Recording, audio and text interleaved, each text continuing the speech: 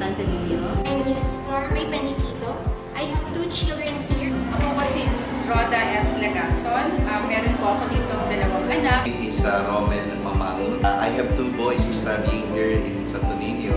We choose to enroll our children here in Santo Niño Parochial School because they mold my children to become more closer to God.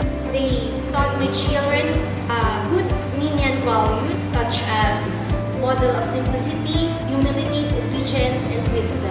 Yung reason talaga why we move our kids here is for them to have strong moral values. Malaki yung nakita kong pagbabago.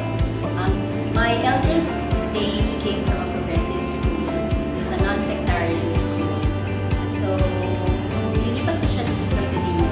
Previously, he only knows how to pray. Personal thoughts lang yan, personal prayers lang yan. Ngayon, he knows the Our Father, Hail Mary. So, malaking bagay. Tsaka the way he prays, parang ibang-iba na.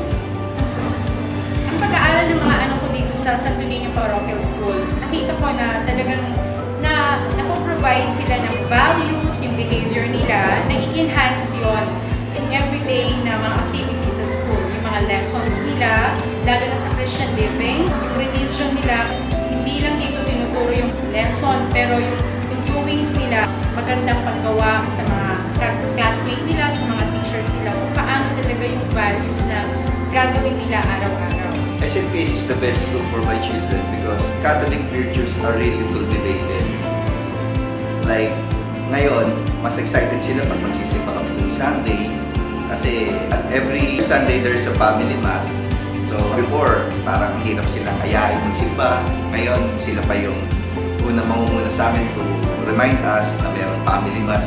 Yung values talaga nila, being a Catholic, are being nourished. Being a part of the Diocese of Cubao educational system. So, I think may direction na yung school on how it want to be in the next few years, producing quality students and future leaders of